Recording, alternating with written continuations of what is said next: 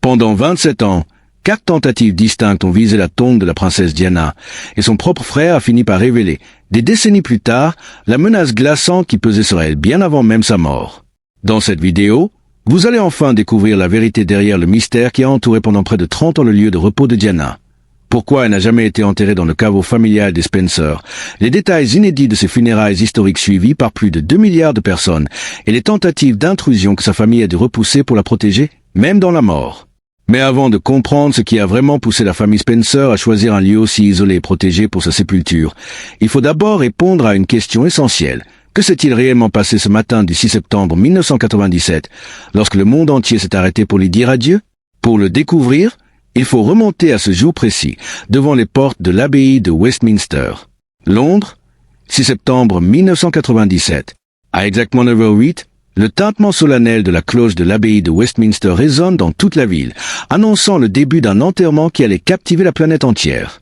Le cercueil de Diana, princesse de Galles, recouvert d'un drapeau simple mais empreint d'une dignité absolue, quitte le palais de Kensington, sa demeure pendant tant d'années portée par la King Estro au rythme régulier des sabots, escortée par un imposant cortège de policiers à cheval. Le convoi traverse Hyde Park dans un silence presque irréel, comme si la ville elle-même retenait son souffle avant de rejoindre le palais de St. James, où le corps de Diana avait reposé pendant 5 jours après le tragique accident. En signe de deuil, le drapeau de l'Union au-dessus du palais de Kensington est mis en berne, un hommage silencieux mais puissant à une femme qui avait su conquérir le cœur de millions de personnes. La cérémonie officielle, célébrée à l'abbaye de Westminster, réunit près de 2000 personnes endeuillées à l'intérieur, tandis que des millions d'autres suivent l'événement depuis chez elle à travers le monde. L'audience télévisée britannique atteint un pic historique de 32,10 millions de téléspectateurs, tandis qu'on estime entre 2 et 2,5 milliards le nombre total de spectateurs à travers le globe, faisant de cet adieu l'un des événements télévisés les plus suivis de toute l'histoire de la télévision. Au sommet du cercueil reposaient 3 couronnes de fleurs blanches, envoyées respectivement par le frère de Diana, le comte Spencer, et par ses 2 fils, le prince William et le prince Harry, ce dernier y ayant glissé une lettre personnelle bouleversante adressée simplement à maman. Le cortège funèbre traverse le cœur de Londres en direction du palais de St. James, où le prince Philippe, le prince Charles, ainsi que William et Harry rejoignent la procession, marchant aux côtés du frère de Diana derrière le cercueil. Ce moment, chargé d'une émotion presque insoutenable, avait pourtant suscité de vives inquiétudes en coulisses. Le prince Philippe s'était d'abord opposé à l'idée que ses jeunes petits-fils, âgés de seulement 15 et 12 ans, marchent ainsi devant des millions de regards. Il finira par s'adoucir, leur confiant simplement « Je marcherai si vous marchez ».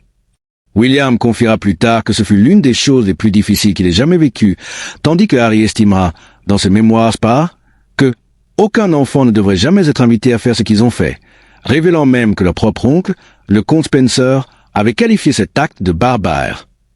Le cortège passe ensuite devant le palais de Buckingham, où la reine Elisabeth II elle-même incline la tête au passage du cercueil, un geste de deuil silencieux mais d'une portée symbolique immense. Plus d'1 million de personnes bordent les rues de Londres, fleurs à la main ou simplement recueillies dans un silence pesant, tandis que 2 écrans géants installés à Hyde Park permettent à des dizaines de milliers de personnes supplémentaires de suivre cet adieu historique. Mais une question demeure souvent ignorée. Pourquoi Diana fut-elle inhumée dans un cercueil doublé de plomb, une tradition propre à la royauté britannique?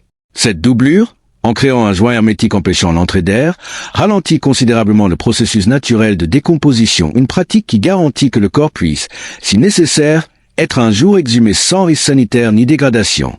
Le poids supplémentaire fut d'ailleurs nettement perceptible.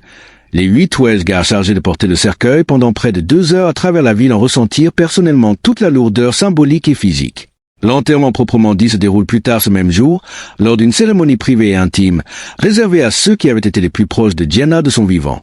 Son ex-mari, ses fils, sa mère, ses frères et sœurs, un ami cher et un ecclésiastique. Diana repose vêtue d'une robe noire en laine, créée par Catherine Walker, une styliste qu'elle avait longtemps privilégiée, un choix simple et élégant, fait par elle-même quelques semaines avant sa mort. Dans ses mains, elle tient un chapelet offert par Mère Teresa, décédée la même semaine qu'elle, symbole d'un lien spirituel profond entre les 2 femmes, ainsi qu'une photographie de ses fils, retrouvée dans son sac à main après l'accident. Son dernier lieu de repos se trouve sur une île isolée des terrains du domaine familial d'Altor Park, à des coordonnées précises soigneusement choisies. Le sol y avait été consacré par l'évêque de Peterborough avant l'inhumation. Mais ce moment, déjà chargé d'émotions, allait également devenir source de controverses, alors que le Royal Standard ayant drapé le cercueil était retiré. L'ancien majordome de Diana, Paul Burrell affirmera plus tard que le comte Spencer l'avait remplacé par le drapeau familial des Spencer, déclarant simplement « Elle est maintenant une Spencer », une déclaration qui alimentera, pendant des années, des tensions persistantes entre les familles Spencer et Windsor. Le comte de Spencer démentira vigoureusement cette interprétation, assurant que ce geste avait été planifié à l'avance, en coordination avec les officiers royaux, et qu'il ne s'agissait en aucun cas d'une déclaration personnelle de rupture. Quant au choix même de ce lieu isolé plutôt que le caveau familial traditionnel de l'église de Great Brington, un mystère a longtemps persisté jusqu'à ce que Karen, l'épouse du comte Spencer, ne l'éclaircisse enfin publiquement en 2023. La réponse, simple et définitive. La loi britannique exige une crémation pour accéder au caveau familial, une option que Diana n'avait jamais souhaitée. Ce choix n'avait donc absolument rien à voir avec une quelconque rivalité familiale, mais relevait uniquement du respect scrupuleux de ses propres volontés. Le choix de cette île isolée sur le lac appelé The Round Oval répondait avant tout à un besoin urgent de sécurité et d'intimité. Le comte Spencer redoutait que la petite église de Great Brington ne soit submergée par les foules, rendant impossible toute visite privée pour William et Harry. Un chemin bordé de 36 chênes, un arbre pour chaque année de la vie de Diana mène aujourd'hui jusqu'à cette île paisible, parsemée de nénuphars et de roses blanches, ses fleurs préférées, sous la gare silencieuse de 4 cygnes noirs glissant sur l'eau. À l'extrémité du lac se trouve un pavillon historique, autrefois situé dans les jardins de l'Admiralty House à Londres, transformé en mémorial silencieux à sa mémoire. Mais cette sérénité apparente cache une réalité bien plus sombre.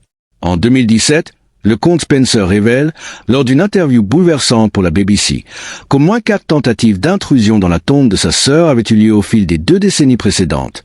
Je voulais la protéger, confiera-t-il, évoquant l'atmosphère chaotique et imprévisible ayant suivi sa mort.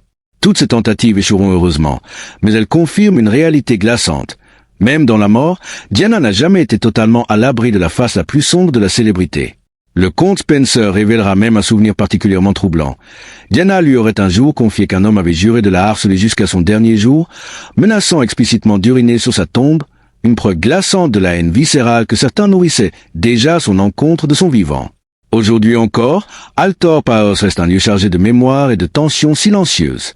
Dans ses mémoires spars, le prince Harry révèle avoir appris que le pont menant à l'île avait été délibérément retiré pour donner à sa mère de l'intimité, un geste à la fois physique et profondément symbolique de la volonté des Spencer de la protéger, encore et toujours, des regards indiscrets du monde. Le roi Charles, quant à lui, disposerait toujours d'une invitation ouverte à se rendre sur ce mémorial, une invitation qu'il n'aurait, à ce jour, jamais formellement acceptée, ajoutant une ultime couche de mystère et de non-dit à l'héritage complexe laissé par la princesse du peuple.